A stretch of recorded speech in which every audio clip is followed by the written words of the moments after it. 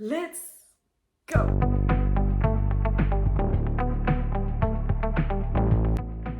Bonjour à tous, j'espère que vous allez bien. Aujourd'hui, on va faire un petit update lecture ensemble et vous allez voir, j'ai 5 livres à vous présenter et on va en voir de toutes les couleurs.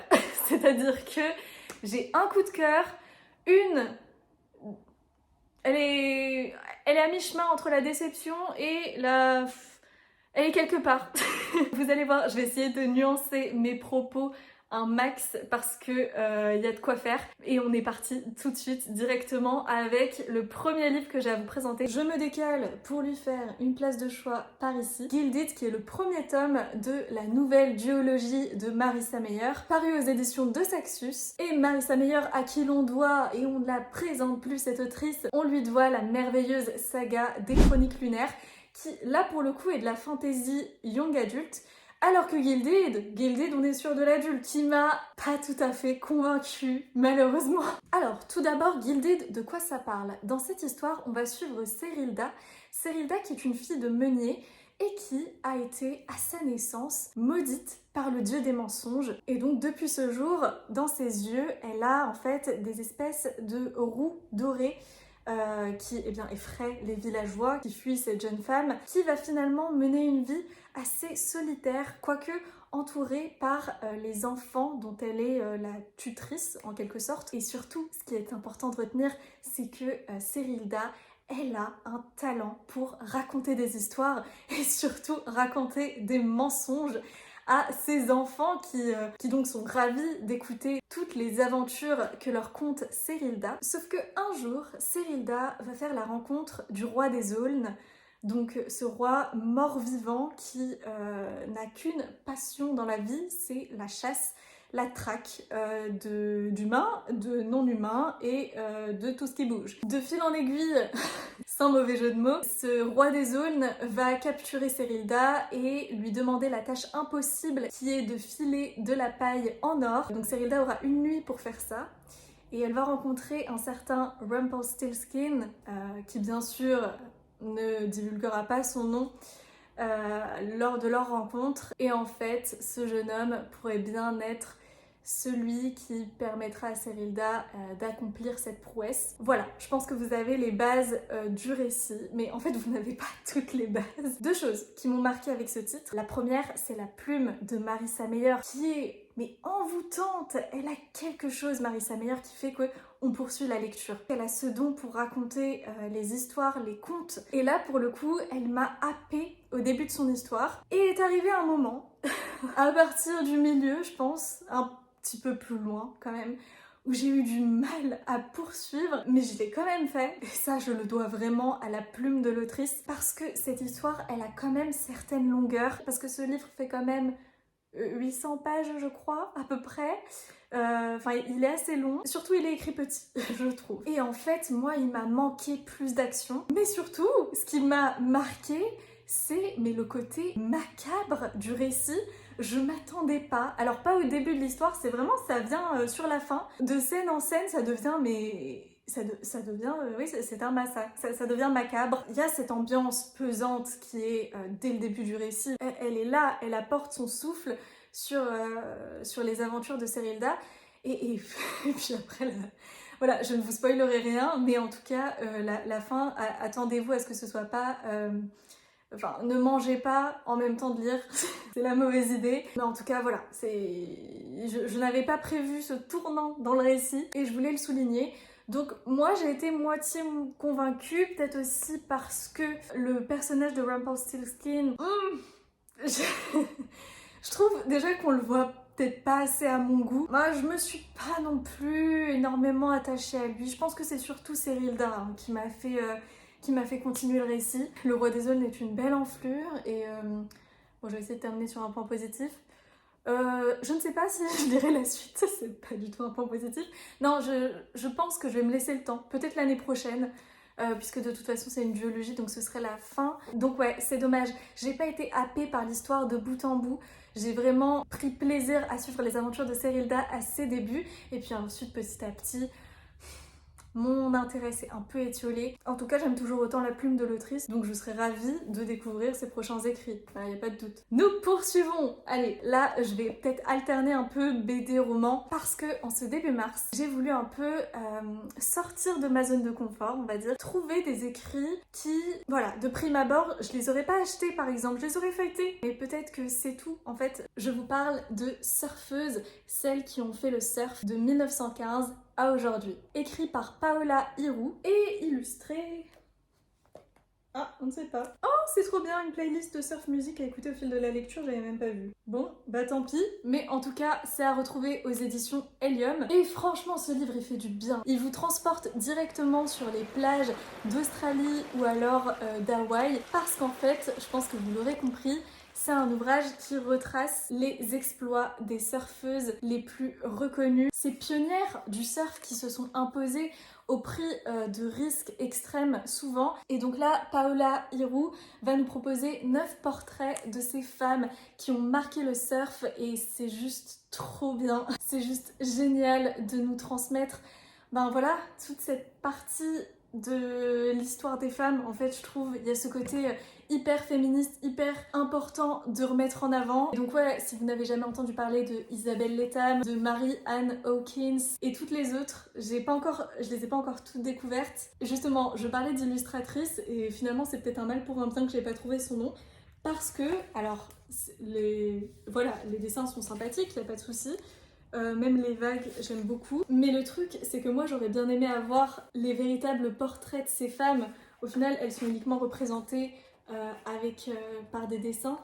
Et je trouve ça dommage. J'aurais aimé avoir des vraies photos. Si ça vous intéresse, foncez, c'est rafraîchissant. C'est aussi un magnifique rappel que tout est possible, tout est envisageable. Quand on ose, ben, les barrières, en fait, on se rend compte que c'est nous qui nous les plaçons. Souvent, faut oser et surfer sur les vagues de notre vie. On continue avec un roman qui m'a plu, mais en demi-teinte. Je vais vous expliquer pourquoi. Ce roman, c'est Fleur d'Oko. Fleur d'Oko, le premier tome d'une duologie. Et dans cette histoire, on va suivre Oko. Oko qui est une jeune femme spéciale puisqu'elle possède le don de parler aux fleurs. Et en fait, dans le monde dans lequel elle va évoluer, c'est une femme qui règne sur le royaume donc de Sangaré. Et dans ce royaume, les hommes possèdent des pouvoirs et les femmes, normalement, non. Sauf que Oko et une autre jeune fille, eh bien, elles ont un don particulier. Il y a différents types de magie et j'ai adoré le folklore africain qui est dépeint dans ce récit. C'est un gros plus du récit, vraiment. Sauf que comme Oko possède un certain talent et surtout qu'elle sait que le grand sorcier Sumaoro est à la recherche de son futur ou sa future apprentie, eh bien elle va tenter sa chance et elle va vite se rendre compte qu'elle n'est pas la seule et qu'ils sont bien 20 apprentis au total à espérer devenir l'héritier de ce puissant sorcier. Donc Oko va se rendre à la cour de cette reine, elle va rencontrer les différents apprentis, devoir faire face à de nombreuses épreuves parce que vous l'aurez compris, dans ce monde c'est mal vu d'être une femme et de posséder des pouvoirs et Oko elle va leur montrer. Oko elle va leur montrer que ben, si elle a été sélectionnée c'est pas pour rien et franchement j'ai adoré suivre ce personnage. Oko elle a des failles et en même temps, c'est un personnage qui n'a pas peur de se mettre en avant quand il s'agit de défendre des causes qui lui tiennent à cœur. Et Laetitia Danae, elle a une plume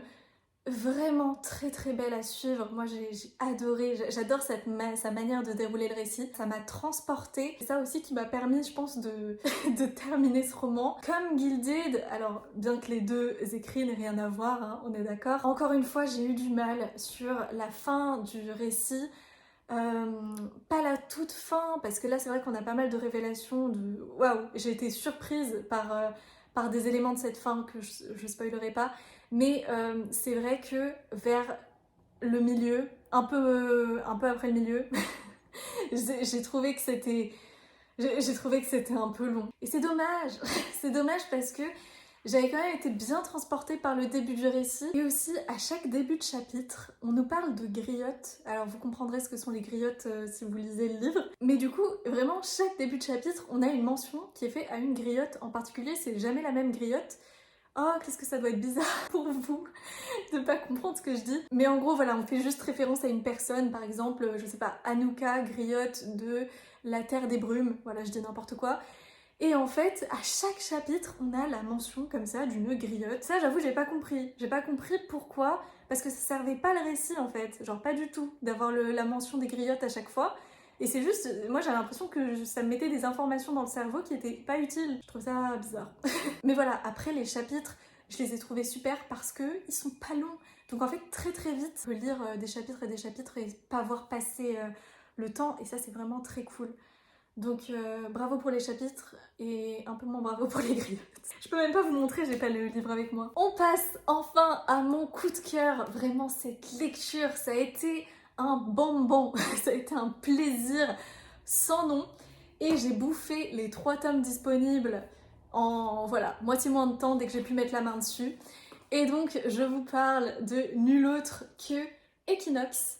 Est-ce qu'on va bien voir? Equinox, cette BD écrite par Aurélie Wallenstein, à qui l'on doit de nombreux titres que j'ai pas forcément lus mais qui ont été tant acclamés par notamment Alex Bouquin en Prada et bien d'autres. Piketty Bookin aussi. Vraiment envie de découvrir ces titres-là. Bien que, vous l'avez compris, je pense, là, c'est de la jeunesse adulte. Jeunesse adulte. Equinox, donc, ça a été scénarisé par Aurélie Wallenstein et ça a été dessiné parce que franchement, les dessins, je vais vous montrer un petit peu. Oh, rien que ça, c'est trop chou. Ça a été dessiné par Aurora Gates et les couleurs par le studio Kosen. Ok, du coup voilà, on a quand même, genre, les couleurs sont tellement belles et ah, j'ai envie de relire tellement je... Attendez, désolée, je le tiens un peu bizarrement. Tac, tac, tac. Voilà, alors, dans cette histoire, on va suivre 1, 2, 3, 4 4 jeunes filles qui vivent sur Equinox.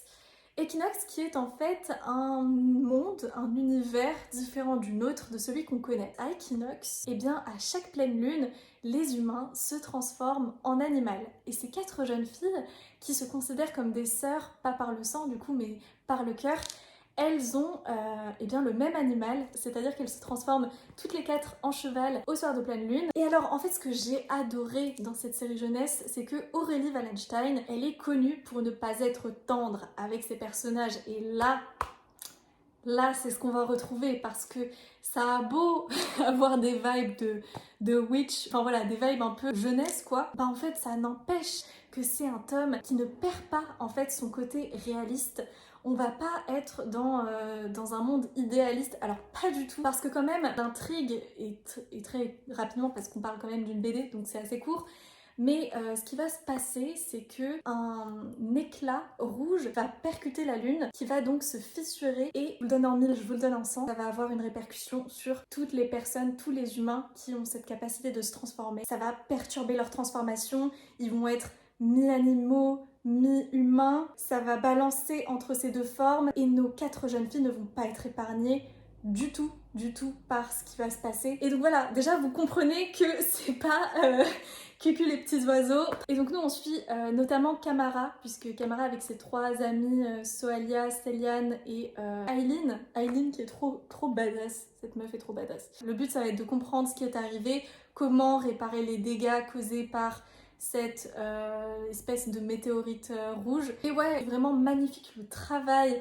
que ce soit au niveau de l'illustration, au niveau de la création des créatures, des chevaux qui ont tous, même les autres animaux, mais surtout les chevaux ici, des particularités spéciales. Franchement, moi je vous le dis honnêtement, j'avais l'impression de lire un roman. J'avais pas envie que ça s'arrête en fait, parce que je me disais mais il y a tellement de potentiel dans cette histoire. Donc voilà, j'espère que je vous ai convaincu. Ça c'est le tome 2, ça c'est le tome 3 et j'attends avec impatience la suite. Déjà c'est bientôt la fin, ça je suis trop... Je suis triste. Il reste 2 volumes. On voit qu'on n'entend pas plus parler parce que si vous avez... En fait non, je sais pas si ça va être vrai ce que je vais dire. J'allais vous dire si vous avez aimé les Wings quand vous étiez jeune, je pense que vous allez adorer ça quand vous êtes adulte du coup. Mais je sais pas si c'est vrai en soi. C'est juste moi j'avais adoré les Wings et voilà. Non, en fait c'est même pas... C'est pas comparable aux Wings. C'est 2 choses différentes. Ouais, Aurélie Wallenstein elle est trop forte quoi, parce que elle arrive à parler de sujets sensibles, de sujets importants, mais elle le fait suffisamment bien pour que ce soit accessible à de la jeunesse. J'adore quand les auteurs savent transmettre certaines... surtout dans ce tome-là. Je crois que ce tome-là, c'est mon préféré. Voilà. C'est trop cool. Voilà, j'espère que je vous l'ai bien vendu. Et on passe à ma dernière lecture pour cet update qui n'est nul autre que, et là j'ai le tome 2, donc je vais plutôt vous mettre le premier volume juste ici, de donc La Fête des Ombres, écrit par l'Atelier Sento, donc le duo d'auteurs formé par Cécile Brun et Olivier Pichard, et publié aux éditions Iseki Nicho. La Fête des Ombres, j'en ai entendu parler sur la chaîne de Rêve ta vie en lecteur qui a beaucoup apprécié le premier tome. Je crois même que c'était un coup de cœur pour elle. C'est une histoire qui est assez mélancolique, qui a ce côté un peu doux amer qu'on retrouve dans ce récit, puisque dans cette histoire, on va suivre une jeune femme, Naoko, qui a pour mission en fait de guider une ombre. Donc qu'est-ce qu'une ombre? C'est une âme errante qu'elle seule peut voir, et en fait son but ça va être de comprendre qui était cette ombre, donc son passé, pour lui permettre de quitter ce monde de manière sereine et l'empêcher de se transformer en une espèce d'ombre maléfique. Et donc rien ne va se passer comme prévu, et donc je vous laisse découvrir voilà, cette ombre, cet homme mystérieux finalement qui se cache sous l'ombre, et Naoko, et cette relation qu'ils vont tisser. C'est un voyage, ma foi, intéressant. Après, pas un coup de cœur pour moi. Voilà, on va conclure là-dessus. Mais en tout cas, oui, j'espère que ces quelques lectures vous auront peut-être donné envie de les découvrir. En tout cas, je vous remercie beaucoup d'avoir regardé cette vidéo. Je vous dis à la semaine prochaine pour une toute nouvelle vidéo. Prenez soin de vous. Salut!